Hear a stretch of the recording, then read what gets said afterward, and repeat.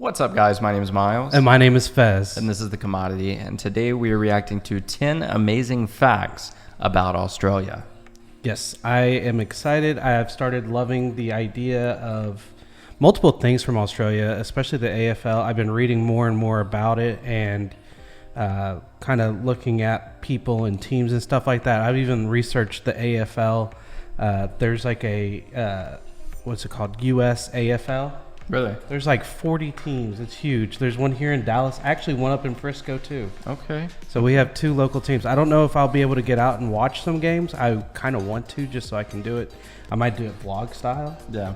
That'd be really cool. But Australia is one of those places that everybody wants to go to. From the U.S. anyways. Yeah, for sure. It's so far that it's a challenge for most people to get there because you don't want to go just for...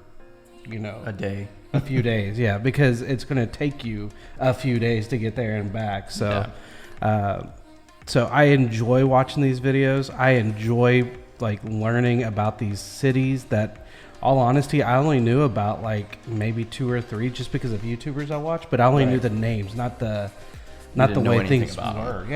Not how they looked or anything besides Sydney, because everybody knows what Sydney looks like. Right. So we don't get a whole lot of Australian suggestions. So after you watch this video, down in the comment section or in the description, there's a link to our Discord.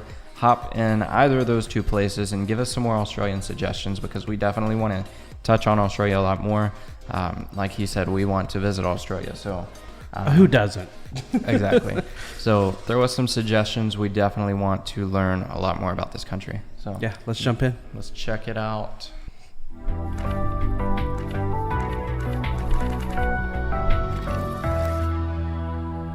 Top 10 Archive. Welcome to Top 10 Archive. As we return to our trip around the globe, we're stopping in a rather revered country, one that many wish to see. As we digitally literally travel just to said the that land down under, we're going to meet 300 jolly surfers. We'll see what Mama's got cooking for all your Wally siblings. We'll yabber about some boomers, and we promise. So I'm guessing that's a wallaby. You'll be disappointed. This video, like as Australians would call it, so is gorgeous. Dinky D. Number 10, Australia's innovations.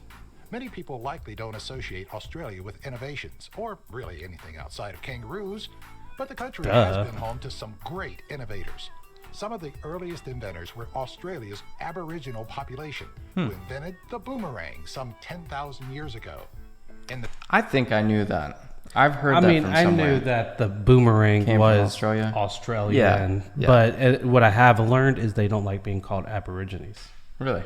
Or no, they like Aboriginal. I don't remember what they said because it was confusing. I've never heard that was a derogatory term, so it was new to me, one way or the other. So I'll just say natives. Yeah. Just so I know I'm not stepping on any toes. Right. In the 20th or hopefully century not. alone, Australian inventors were churning out products that we still use on a regular basis today, such as notepads configured by stationer J.A. Burchell, Dr. David Warren's black box flight recorder, and the power strip, originally developed by Peter Talbot. The power strip came from Australia. Yeah, and we live by that thing. We literally have 50 of those throughout the house. Yeah. Other notable firsts include the first feature-length film, The Story of the Kelly Gang, the first refrigerator. I like how it's like a Western style too. Didgeridoo, a wooden musical A instrument. didgeridoo. For the girls watching this, you know those Ugg boots you love so much? Yep, that's right. Thank Australia the next time you slip them on. I hate to admit it, I'm kind of glad that those are out of fashion. I liked them. I thought they're cute. It got to the point where every single person had them. Oh yeah, my daughter has some. They were so over the top, and you're just like, every girl had the tight pants with the Uggs, and the spandexy, and not everybody needs to wear the exact same thing. Yeah, I'm like, be unique. And those Ugg boots, it's just like the boots with the fur on the top. Boots with the fur. Yeah, that's exactly what I was like. How is it said? Boots with the fur. Those got worn out too. And Crocs. Oh my gosh. My son just now got Crocs, which I appreciate, so I don't have to help him put his shoes on and stuff. Yeah. So, but stylistically, I'm over it. Number 9, famous Australians. Sure, we all know Heath Ledger, Hell Jeffrey yeah, Rush, I love Kate Heath Blanchett, Ledger. Paul Hogan, Nicole Kidman, Hugh Jackman, and Mel Gibson as certified Australians. But Mel there's Gibson more is that hails Australian? from down under I than guess. most Hollywood I had no talent. idea. 2000 Sydney Olympic winner Kathy Freeman, who took gold in the 400-meter run, did her country proud, as did 1973 Nobel Prize winner Patrick White.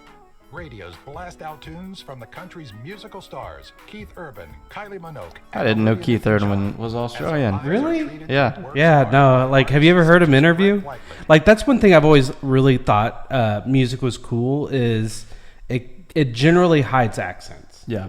Like, you don't know where most people are from with music, period. Yeah. Like, Keith Urban has a very Southern American music accent because he's singing country.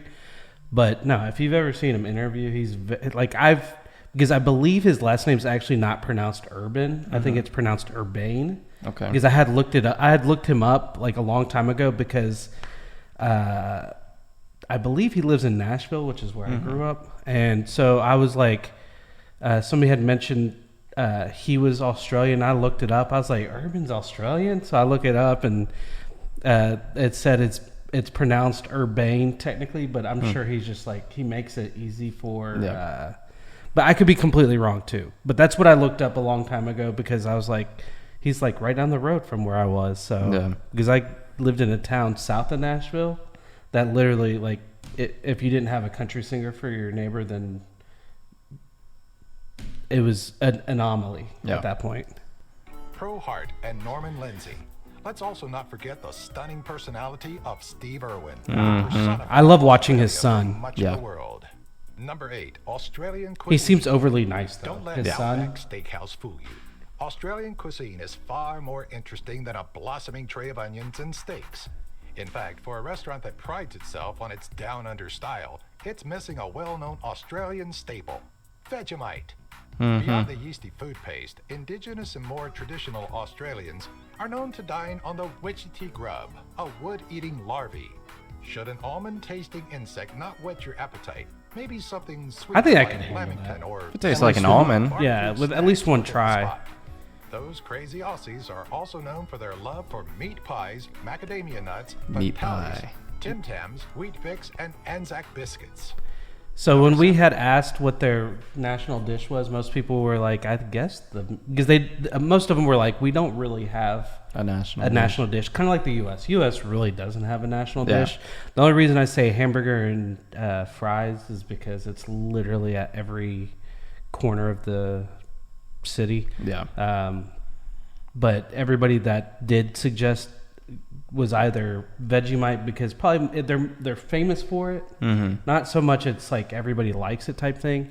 And then they mentioned the meat pie. Yeah. Which sounds phenomenal to Oh, me. it sounds amazing. It's like Somebody shoot us a recipe to meat pie.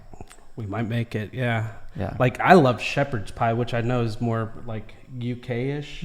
But again, it's like putting a pig in front of a meat trough.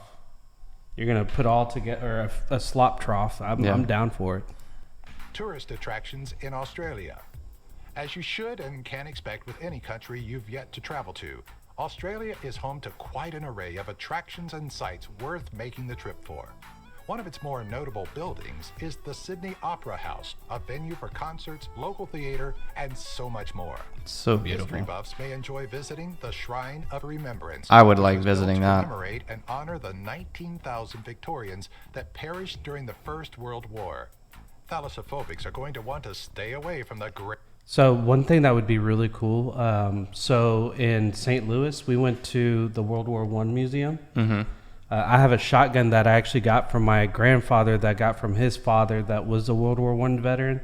And it was there. It was really cool. Like I was like, because we went on the bad guy side first, and I was like, where's this shotgun at? It better be in here. Otherwise I lose like credibility with this. And then we went over to the Allied side, and it had it, and I was like, oh my gosh, it's like it made me like feel more like tied to the family, like I was, because I never met my great grandfather. Right. I think he died in like the 60s or 70s or something like that. So Great Barrier Reef, But anyone with a keen interest in nature should get a kick out of this system of 2,900 reefs and 900 islands. I would love to go Additional over there. attractions include It's Port so Jackson, gorgeous. Blue Yeah, it Mountain, is. Tasmania, and the Great Ocean Road. Number 6, Australia's wildlife. We may have seen some of Australia's indigenous wildlife tucked safely within some cave, but there's nothing like seeing them in Dingo. their natural habitat. Critters like the Tasmanian devil, a that's tiny cute. creature Mel Blanc turned into a whirlwind of a beast, or the equally cute wombat. We'd be doing a disservice to not name the expected animals like the kangaroo, They're so koala, scary. or baby-eating dingo. But we also don't want to leave out the tiny kookaburra or the long-nosed fur seal found on the southern coast of Australia. That's so awesome. There is, of course, the myriad of deadly creatures like the cone snail, cassowary, stonefish, just to name a few. Oh, and how did we forget the platypus, the beaver's ugly cousin? Those are so. Which isn't it the platypus that's poisonous? I think they are. I can't remember what it is about them that's poisonous, but Like I think their bite has a venom to it. there's some type of venom with them. I don't know if it's from the bite or what, but yes. Yeah, like I think we were watching a video just like in the living room, and it was talking about the platypuses, kind of like they look sweet, Yeah. but they're actually really dangerous to be around or something like that. I don't know. Ugly cousin. Well, I think they're actually, cute. According to experts, they aren't related at all, as the platypus is only related to one other animal in the rare monotreme family, Pokemon? the echidna. Oh, So, yeah, echidna. that joke didn't go as expected. I was about to say porcupine, but I said Pokemon instead. I was like Pokemon. I was like, I hope nobody heard The that, United States but of America isn't the only country to have experienced a gold rush. During the 19th Oh, that's century, cool. specifically Not the Days of Our Lives 1851, intro. yeah, that's what it looked like. across a small speck of gold near Bathurst. Post-discovery, Hargraves dubbed the gold site Ophir, was named commissioner of the land, received a life pension, and inadvertently started a gold rush in Australia. By 1852, 370,000 immigrants landed in Australia in hopes of cashing in on the boom in mining. It's a lot As of it people to usually come is take when some money is gold. involved, tensions rose between the miners and authorities over goldfield licensing, leading 1,000 men proclaiming an oath at the Eureka Stockade to defend their rights and liberties. After intervention from Melbourne troops, 22 of the 1,000 were killed and Eureka was reclaimed. Number 4, Australian ballot. In 1856, the states of Victoria and South Australia introduced a new system of voting that many countries of Victoria and South Australia introduced a new system. What kind of store name is that? Fuck. I read it wrong the first time. I and totally had missed to- that. I had to look back at it. What kind of store is It's something UK. Fresh chocolate UK. What kind of store? What is? But you know they're so- being like edgy to spell it like oh that. yeah. System of That's voting awesome. I totally missed countries that. Still utilized today. Dubbed the Australian ballot and later the secret ballot, this voting method made it possible for voters to be able to cast a ballot in privacy. As the protection of the voters became a growing concern across the globe, the United States and parts of Europe adopted the Aussie means of voting. Traditionally, the means of privacy is a ballot box or booth of a specific dimension. The voters are given uniform cards and a uniform means of marking said card. More modern voting methods have turned to electronic methods, which tend to be under constant scrutiny in the United States. It's Number pretty 3, much Australia. yeah. It's pretty much the exact same. Despite I've done being both. seemingly in its own world, the country of Australia and the people that devote themselves to it have experienced loss during some of the world's most trying times. To commemorate those that gave their lives during the First World War, which is the first major military action fought by both Australian and New Zealand forces, Oh, I Aussies did not know celebrate that. That's Anzac really Day. cool. Anzac Day specifically points towards the landing of Gallipoli on April 25, 1915.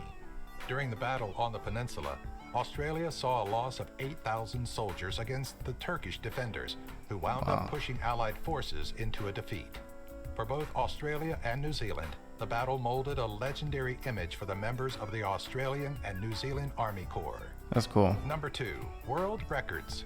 When it comes to world records, Australia isn't exempt from these feats, even when it comes to comedic value. In December of 2015, some 320 Australians took to the waves breaking the record for most surfing Santas That's- at one location. That's a awesome. cool world In record. 2015, David Richards broke a record for most bulbs on a Christmas tree. Wow. 518,838 Damn. LED Screw that lights electric on a bill. 22-meter or 72-foot tree in Wow. Canberra to raise money for families affected by sudden infant death syndrome. On March 28, 2008, Daredevil Robbie Madison broke the record for the longest motorcycle ramp jump. I've heard of Robbie at Madison. 106.98 meters, or roughly 351 feet, at the Krusty Demons Night of World Records at Calder Park Raceway in Melbourne, Victoria. Could you imagine if that Australia. went wrong? Number 1. The Island of Misfit Boys. Boys. When you don't want someone in your presence, you find a way to banish them. In 1788, England did exactly that by deporting approximately 763 convicts to Australia, which was to act as a prison colony.